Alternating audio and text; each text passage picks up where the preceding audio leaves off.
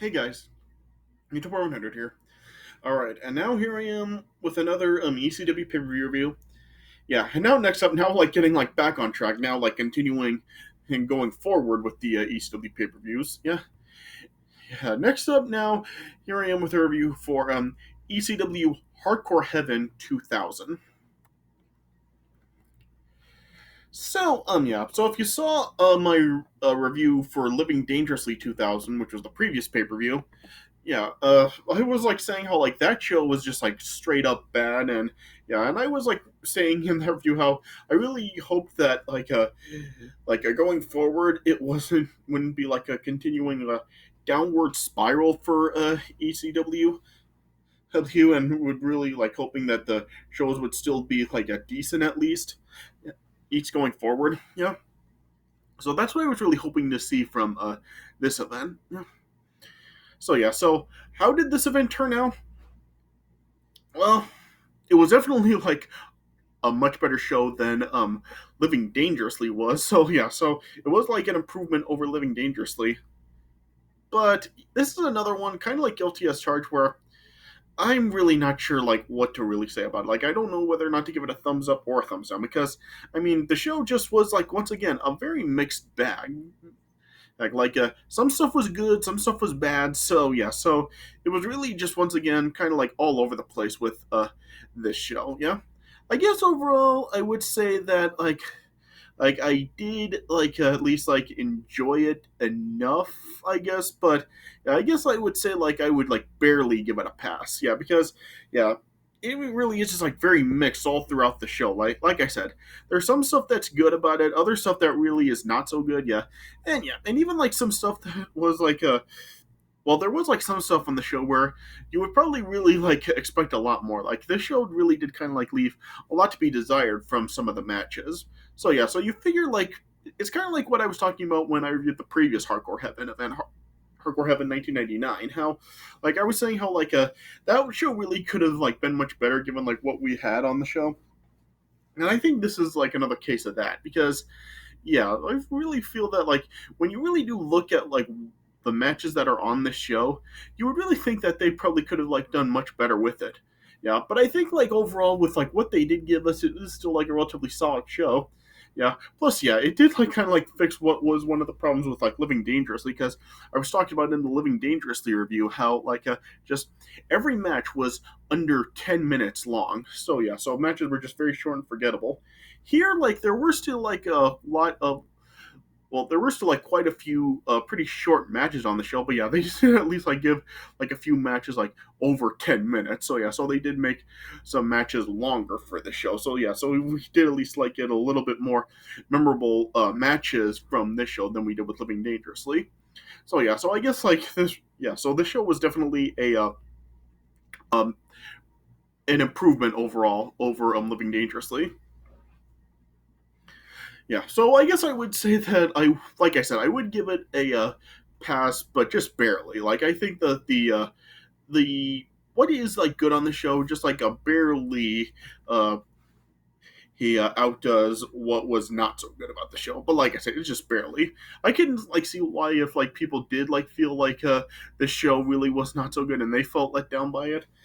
So I guess it really just comes down to what you can really take for the show. If you can get past what was not so good about the show and really see what was good about the show, then you may get some enjoyment out of it. But if there I can understand if people would say that there was just too much badness on the show for people to really say call the show good. So yeah, so I can really understand either way what people would really think about the show, whether or not they would like it, because yeah, it does have both good and bad about the show, and yeah, you would really just expect. Well, I can see why people would feel either way about the show. So yeah, so I guess that's the best way to put it for the show. All right, so yeah, so I guess I'll just start going through the matches on the show. All right. So the show opened up with Balls Mahoney versus Masato Tanaka. And yeah, I did think that overall this was a good match. Yeah, I thought this was a nice way to start off the show. It was a pretty solid match between both guys. It did go back and forth between both guys. eyes, and yeah, there were times where you would like have thought that it would have ended, but it didn't. Yeah, there were like some big moves used in the match, like a Masato Tanaka, like at one point, like hit a flying crossbody and an arm bar on Balls Mahoney, but Balls Mahoney was able to like survive it. Yeah, yeah, and in this match, like there was like some more stuff that like I was talking about in my last review when I talked about November to Remember 1999. How like Balls Mahoney like nailed Masato Tanaka in the head with a steel chair, and yeah, Balls Mahoney, Masato Tanaka still stayed on his feet. Like it was like if it didn't even face him. Like seriously, it took like 3 chair shots to the head for Masato Tanaka to finally fall down. So really, just how much damage can Masato Tanaka really take to his head? Just, oh man, just watching this, it really just makes me cringe, and it really makes me like concerned, like if this is really going to catch up to him. Like probably like today, is Masato Tanaka like going to suffer from some brain damage? So yeah, so stuff like this that really does kind of like get me concerned. Yeah, and it did like go back and forth between you know, both guys. Yeah, they were like brawling with steel chairs, and then Balls Mahoney at one point hit a Nutcracker Suite on Masato Tanaka onto 4 chairs, but uh, uh, Masato Tanaka countered it with a Tornado DDT. And then Masato Tanaka tried to like go for a rolling elbow on Balls Mahoney. Then Balls Mahoney countered it with a Nutcracker Suite, but Masato Tanaka survived it. Then Masato Tanaka then like hit a Diamond Dust on Balls Mahoney, but Balls Mahoney survived that. Then Balls Mahoney then delivered another Nutcracker Suite to Masato Tanaka on a pile of chairs, but Masato Tanaka survived it again. Like seriously, how much damage can these guys take? Like they're like taking like all these like blows with like steel chairs and stuff, and they're still able to survive it. So yeah, so really it's kind of crazy, like how much they were able to survive. Yeah. And yeah, then eventually, Balls Mahoney like tried to go for a New Jersey Jam on Masato Tanaka, but missed. And then eventually Masato Tanaka then dove from the top rope onto Balls Mahoney with a steel chair, then delivered a rolling elbow to Balls Mahoney, and Masato Tanaka was then able to pin Balls Mahoney and get the win. So I did think that overall that was a pretty solid match right there. It was a nice, entertaining back and forth match, and like I said, it was a nice way to start the show off. So I guess I would probably give that like 3 stars. Then next up, then we had a three-way dance. It was Mikey Whipwreck versus Simon Diamond versus Little Guido. And yeah, this was overall also a solid match. Like it wasn't really anything that memorable about it, and plus it was a pretty short match. It was only like 7 minutes. Yeah. During this match, like the lights ended up like going out, and they like just had a spotlight over the ring. So that was kind of funny seeing this match like take place like basically like with a power outage. Yeah. And it was not really anything too memorable about this. It was really just like the 3 guys fighting amongst each other. There were like some double team moves by like a couple of the guys on the other guy in the match. Yeah, and yeah, there was this one point where like of course you had like a Big Sal in a Little Guido's corner, and Simon Diamond really had like a bunch of people in his corner. Yeah, and at one point like they all like got jumped on by I think it was Mikey Whipwreck. Yeah. Yeah, and yeah, then eventually, Mikey, um, Simon Diamond then like got eliminated by Mikey Whipwreck after a whippersnapper. Yeah, and yeah, then Little Guido and Simon Diamond then went at it for another a couple minutes. Yeah, then eventually, then like as a Big Sal like got in the ring, Mikey Whipwreck like blew a fireball into a Big Sal's face. Yeah, then Little Guido then hit a kiss of death on Mikey Whipwreck and was able to pin him. So yeah, so Little Guido ended up winning the match. Yeah. So like I said, like that was a solid match, but yeah, it was really short and not really that memorable. So I guess I would probably give that like I guess I would give it like 2.5 stars. And then next up, then we had C.W. Anderson versus Kid Kash, and yeah, this really wasn't anything that great either. Like this match only lasted like 6 minutes. It was kind of just like the 2 guys really fighting it out. How like you had like the New Dangerous Alliance like coming down trying to interfere to help CW Anderson. Yeah, then eventually Kid Kash then like tried to go for a moonsault on CW Anderson, but got caught in midair, and CW Anderson delivered a Ferris wheel. But then, as he was trying to go for a power slam on Kid Kash, then Kid Kash then survived that with a super kick. Then eventually Kid Kash then hit a Hurricane Run on CW Anderson from the top rope and was able to pin him. So Kid Kash got the win. So this match really was not anything that spectacular, to be honest. It was like a very forgettable match, and plus very short. So I would give that like 2 stars. Then next up, then we had another three-way dance. This time it was a tag match. This time you had it was the Baldies versus Danny Doring and Roadkill versus Nova and Chris Chetti. And this was another match that really just like was very forgettable. Like it was really short. It was only like 6.5 minutes, and not really anything memorable happened at all. It was really just like all three teams fighting it out with each other. Then eventually Danny Doring and Roadkill got eliminated after Angel smashed a guitar over Danny Doring's head. Then as it continued, eventually then Chris Chetti then hit a Amityville Horror to Tony DeVito. Nova and Chris Chetti delivered a tidal wave to Tony DeVito, and they got the win. So this one was just kind of there, like very short and unmemorable. So I would probably give that like 2 stars as well. Yeah. Then after this, after that, then you had uh the Baldies attacking Chris Nova and Nova and Chris Chetti. But then New Jack then came out, made the rescue, brawled with the Baldies. Then we just got like this impromptu match between uh New Jack and Angel.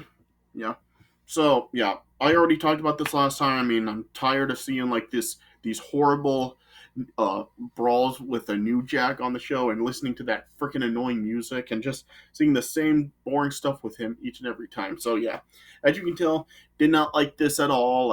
I was bored with it. Then eventually New Jack won. So so I don't think I really have to say any more about it because I think I've already gone on and on about it in my last couple of reviews. So did not like this match. I give that a dud. Then next up, then we had Steve Corino versus Yoshihiro Tajiri. And I actually did like this one a lot. This really was like a really entertaining match right here. The story going into it was Tajiri was betrayed by the network. And with Steve Corino now part of the network, what this really was basically Tajiri being out for revenge. So this whole match was basically just Tajiri really beating the absolute hell out of Steve Corino in the match. Steve Corino got busted open early on in the match, and Tajiri was just beating him down a whole bunch with a whole bunch of stuff. Tajiri used a whole bunch of weapons in the match. There was this one point where Steve Corino was on the outside of the ring, and Tajiri kicked the corner of a table right into Steve Corino. And Tajiri was really just beating the absolute hell out of Steve Corino in this match. And Steve Corino tried to make a comeback, but Tajiri was really just beating him down bad. Then other members of the network tried to get involved, but Tajiri took them out. And then eventually, then as a Jack Victory tried to get involved as Tajiri had Steve Corino in an abdominal stretch. Tajiri then spit the green mist into Jack Victory's face. And I did like the ending where Steve Corino was laying on top of a table and Tajiri dove from the top turnbuckle and drove his feet right into Steve Corino. And then Tajiri was able to pin him. So Tajiri won the match. So I found this match really entertaining, and it was nice. yeah, and like it was nice to kind of like see Tajiri really get revenge on such a dominant fashion like this. So yeah, so I found this like to be a pretty entertaining match. So yeah, so I guess I would probably give that like 3.5 stars. Yeah, then yeah, then after Tajiri got the win. Then Kentaro Kanemura then came out and attacked Tajiri, but then yeah, then Dusty Rhodes then came out and made the save as well. But then Rhino then arrived and then attacked Dusty Rhodes. Then you had the Sandman coming through the crowd and making the rescue. Yeah, then it led to the ECW TV title match between Rhino defending against Sandman. And wow, like this match, oh, this really does have like a moment that ECW fans will probably know, but I'll get to that in just a minute. Yeah. So yeah, so Rhino and Sandman for the ECW television title. Like this match was like a kind of a short match as well. This match only lasted about like 6 minutes, but I actually did find it to be a pretty good match for the time that it was given. Like, yeah, you had them like fighting back and forth with each other. They're like Sandman was really like a looked like he was like a really like doing good against a Rhino in the match. Yeah. Then there was this one point as they were like on the rampway as a Rhino was charging towards Sandman and down the rampway toward the ring, but Sandman moved out of the way, and then Rhino went through a table that was leaned up against the ropes. Yeah. Then at one point Sandman then hit a pile driver to Rhino onto a table. It was just a flat table. It wasn't set up. It was just flat on the canvas. Yeah. Then as Sandman delivered another one, other members of the network, such as Jack Victory and Steve Corino, tried to come out to get involved. But then they were stopped by Sandman's wife, Lori Fullington, as she hit them with a kendo stick. Then as Steve Corino tried to go after Lori Fullington, Sandman stopped Steve Corino from attacking her. But then Rhino then came and then attacked Sandman and delivered a pile driver to him on the rampway. Then Rhino then grabbed Lori Fullington, brought her back to the ring, and in one of the sickest things that was probably ever been done in professional wrestling, Rhino got Lori Fullington on the apron, and Rhino delivered a pile driver to Lori Fullington through a table down to the concrete floor. Like, oh my gosh, Rhino, you are a sick son of a bitch. Yeah, and seriously, like, when I first saw that, I was just like, oh my god, like, I thought that, like, Lori Fullington, like, would have, like, I thought she broke her neck right then and there. And it looked like she might have died after that, because after that, she was just absolutely motionless. Yeah. Then as other members of the network, Steve Corino and Jack Victory then got Lori Fullington up. They had her a position towards a table that was in the corner of the ring. Rhino was setting up for a gore, but then Sandman then made the save. And then as he was trying to help his wife, Rhino then gored Sandman and Lori Fullington and through the table, and then Rhino then was then able to pin Sandman, and then Rhino retained the ECW television title. So like I said, it was a pretty short match, but I actually did think that it was pretty good for the time it was given. Plus, that the pile driver to Lori Fullington through the table to the concrete floor, that was just absolutely sick. Like one of the sickest things I've ever seen. So so I did actually enjoy it. So I would probably give it 2 3/4. Then next up, we had Jerry Lynn versus Rob Van Dam. So if you saw the other reviews I did with these guys having matches, Living Dangerously and Hardcore Heaven 1999, I already did say that these guys really did work really great together. Like, they did have great matches.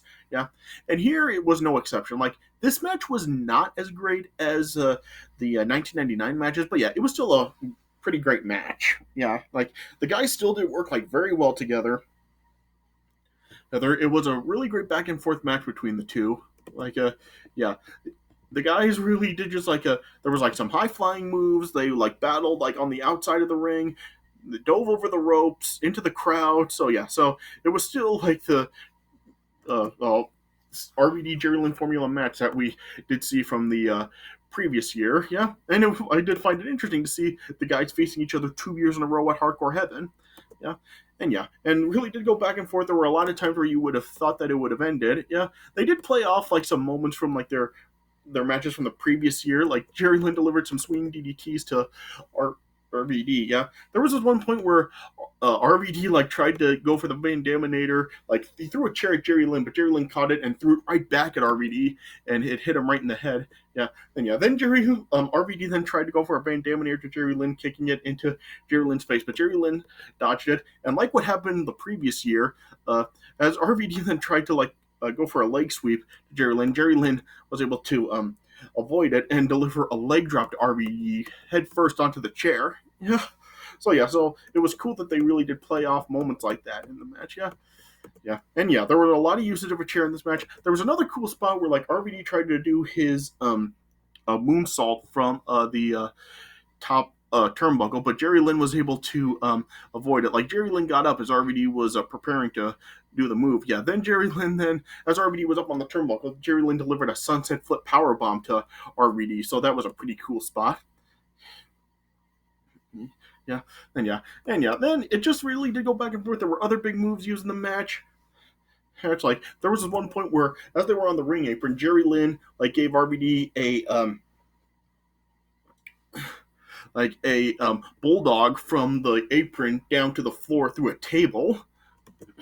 Then Jerry Lynn eventually took out Bill Alfonso. As he was trying to help RVD. Jerry Lynn actually did survive a 5-star frog splash from RVD onto a chair. Then as members of the network then interfered and started to attack RVD, Jerry Lynn and RVD took them out and got rid of them. Then eventually as RVD looked like he had the match won, as RVD delivered a Van Daminator to Jerry Lynn, and with a chair, kicking a chair into his face. Then RVD then went up for a 5-star frog splash, but then and we had the swerve with Scotty Anton, RVD's best friend, pushing him off of the turnbuckle, turning on him.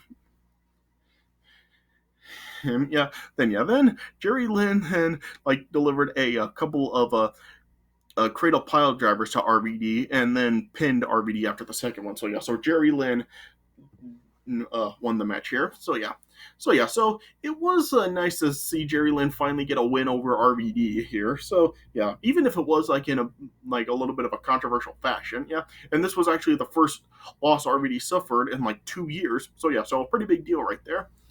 So like I said, that was a pretty great match right there. Not as great as their matches the previous year, but still overall a pretty great match. So I guess I would probably give that 4.5 stars.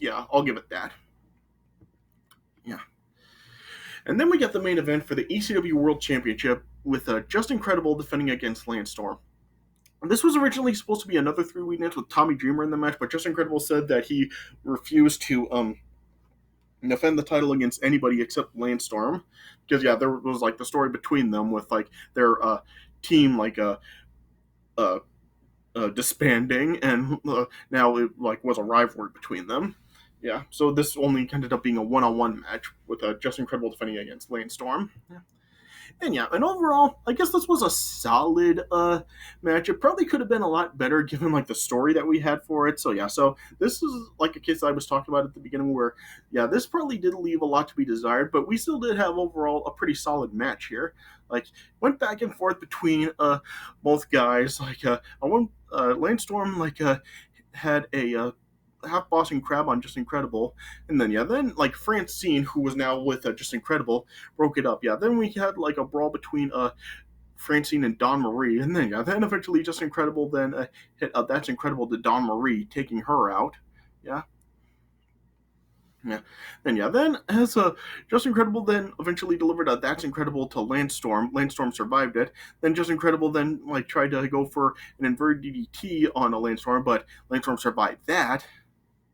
Then it did just go back and forth between both guys. Then eventually Just Incredible then hit another That's Incredible on Lance Storm and was able to pin him.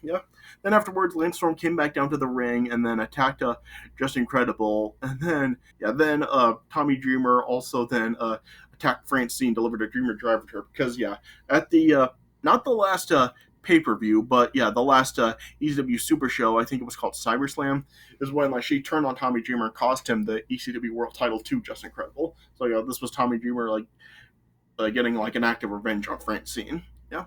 So yeah, so this match, like I said, it was a solid match, but yeah, given like the story between them, this probably really could have been a lot better. But we still did have an overall a pretty solid match. So I guess I would give that probably 2.5 stars. Yeah.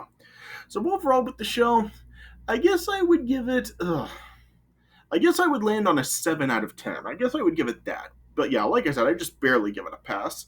Yeah, because yeah, there was like a lot of stuff that was really too like very short and forgettable and really not that good on the show. Like yeah, the three-way dances were like decent, but they were just very short. Kid Kash and C.W. Anderson, short and forgettable. Well, yeah, yeah, and the other stuff on the show, like for the most part, really was not really that memorable. But yeah, we still did have like some good stuff with like the opener, RVD, Jerry Lynn, and like I said, the Sandman Rhino match I did think was good for the time it lasted. So yeah, so there is still like some enjoyable stuff on the show, but yeah, I think it just like barely overshadows the bad stuff. So I think they're just barely enough on the show to give it a pass. But yeah, like I was saying before, I can really understand why people would not enjoy the show and why people would like not give it a pass. So yeah, this is really just going to come down to how much people can take, and I can see people feeling either way about the show. So yeah, so the best way I can put it is just check the show out and draw your own conclusion, because I can't guarantee you'll like it, but it's just going to depend on like how much like you can really take, and if there will be enough on the show to really make you give it a pass. So yeah, this is just going to come down to watch it and draw your own conclusion. All right, so yeah, so I guess that's the best way I can put it. All right, so I guess this is all I really have to say about it. All right, so this is my review of ECW Hardcore Heaven 2000. So I hope you guys did enjoy this review. So thanks for watching, and I'll see you guys later.